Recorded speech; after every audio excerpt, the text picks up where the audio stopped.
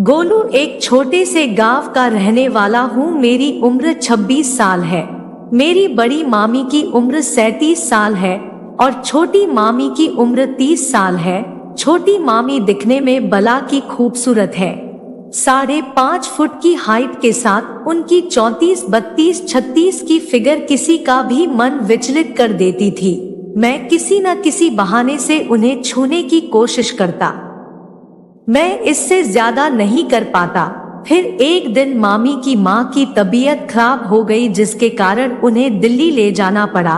2 दिन बाद मामी का दिल्ली जाने का प्लान बना, पर समस्या ये थी कि मामी जाएं किसके साथ। घर में कोई मर्द तो था नहीं और नानी को उन्हें अकेले भेजने में डर लगता था।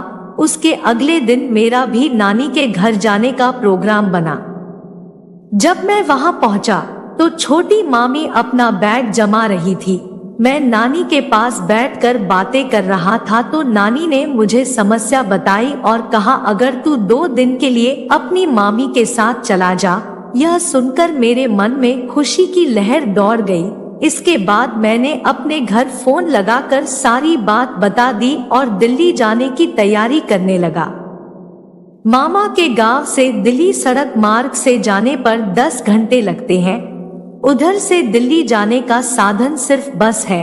मैंने शाम को स्लीपर बस में एक डबल बर्थ वाली स्लीपर बुक करवा दी। अगले दिन नानी और बड़ी मामी ने हमें विदा किया। हम दोनों स्टैंड पर बस के आने का इंतजार कर रहे थे। मैंने देखा कि मामी थोड़ी टेंशन में थी तो मैंने मामी के कंधे पर हाथ रखकर उन्हें भरोसा दिलाया। इतने में बस आ गई और मैं और मामी बस में आकर अपनी सीट ढूंढकर बैठ गए।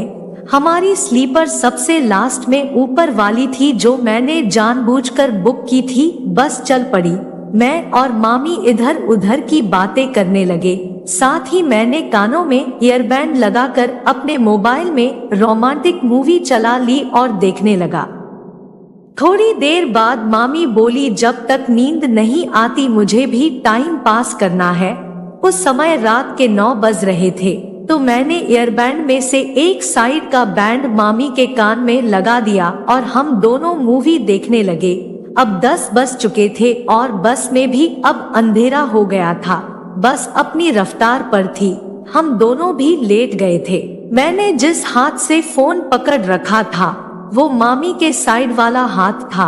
मैंने आइडिया लगाकर मामी से कहा, मेरा ये हाथ दुखने लगा है तो आपके सिर के नीचे लगा लेता हूँ। मामी ने एक बार मुझे देखा और फिर अपना सिर उठा दिया। अब मेरी बाह मामी की गर्दन के नीचे थी और मेरा हाथ मामी के कंधे के पास था। अचानक मूवी में एक रोमांटिक सीन आया और मेरा हाथ मामी के कंधे पर चला गया। मामी ने मेरी तरफ देखा पर मैं मूवी में ही नजरें जमाए रहा। किसका सीन चलते ही मैंने मामी के कंधे को थोड़ा दबाया और दबाते दबाते पीठ भी सहलाने लगा। मैंने देखा तो मामी ने अपनी आंखें बंद कर रखी थी और उनका हाथ मेरे पेट को छूना चाह रहा था, पर शर्म ने मामी को रोक रखा था। उन्होंने कहा, मुझे नींद आ रही है, मैं सो रही हूँ, तुम देखो मूवी। तो मैंने भी कहा, मुझे भी सोना ही है। मुझसे रहा नहीं गया और मेरा हाथ स्वतः ही मामी के पेट पर जा पहुँचा। मामी ने साड़ी पहनी थी जिसमें उनका पेट ना भी खुला था। मामी के पेट को छूते ही मुझ में एक करंट सा दौड़ पड़ा और मामी को भी एक थोड़ी सी कंपी हुई। मैं मामी के पेट को धीरे धीरे सहलाने लगा। मामी की सांसें तेज तेज चलने लगी। मैं भी समझ गया कि आग दोनों तरफ लगी है। अचानक से मामी ने करवट बदली और मेरी तरफ पीठ करके सो गई। मैं खींचका और धीरे से मामी के पेट पर हाथ रख दिया, साथ ही अपने शरीर को मामी के शरीर से सटा दिया। मामी ने मेरा हाथ पकड़ लिया लेकिन हटाया नहीं, वहीं पकड़े रखा। तभी मैंने महसूस किया कि मामी के हाथ का दबाव मेरे हाथ पर बढ़ रहा था।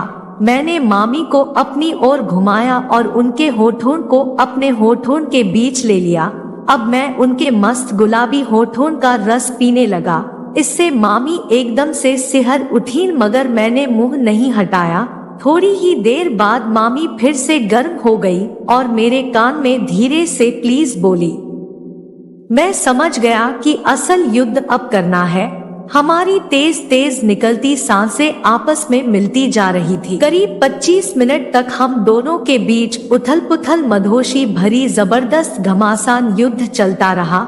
घमासान युद्ध के बाद मामी मेरे ऊपर ही निढाल होकर पड़ी रही। इस घमासान के दौरान हमारे बीच कोई बातचीत नहीं हुई। मैं और मामी एक दूसरे की तरफ देखकर सिर्फ मुस्कुराते हुए वापस उसी अवस्था में लेट गए। हमने समय देखा तो रात के 12 बज रहे थे। मैं और मामी एक दूसरे की बाहों में ही सो गए। पता नहीं चला हमारी आँख कब लगी। तो आपको यह कहानी कैसे लगी हमें कमेंट करके बताइएगा। ऐसी ही कहानी सुनने के लिए हमारे चैनल को सब्सक्राइब करें।